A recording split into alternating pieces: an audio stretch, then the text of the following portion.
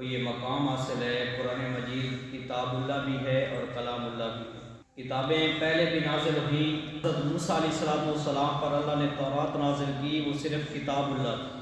حضرت داؤد علیہ السلام پر اللہ تعالیٰ نے زبور نازل کی، وہ صرف کتاب اللہ تھی۔ حضرت عیسیٰ علیہ السلام پر اللہ تعالیٰ نے انجیل نازل کی، وہ صرف کتاب اللہ تھی۔ محمد عربی صلی اللہ علیہ وسلم پر جو اللہ نے کتاب نازل کی، وہ کتاب اللہ بھی ہے اور کلام اللہ بھی ہے۔ کتاب اللہ تو یہ ہو گئی نا کہ اللہ تعالیٰ کی طرف سے نازل ہوئی، اللہ کی کتاب ہے۔ کلام اللہ کا مطلب یہ ہے کہ اللہ نے اس کا کلام کیا ہوا۔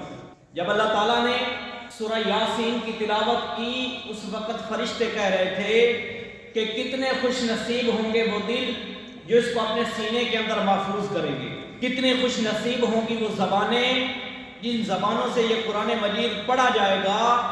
اور یاد رکھیں قرآن مجید کو یہ اعزاز بھی حاصل ہے، باقی کتابوں کو اللہ تعالیٰ نے کسی کتاب کی ذمہ داری نہیں اٹھائی تھی کہ میں اس کا ضامن ہوں کہ اس کے اندر رد و بدل نہیں ہوگا۔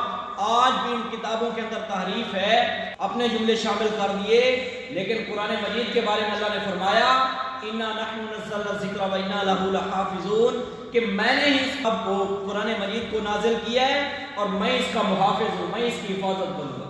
قرآن مجید کو یہ اعزاز حاصل ہے۔ تو قرآن مجید کتاب اللہ بھی ہے اور کلام اللہ بھی ہے۔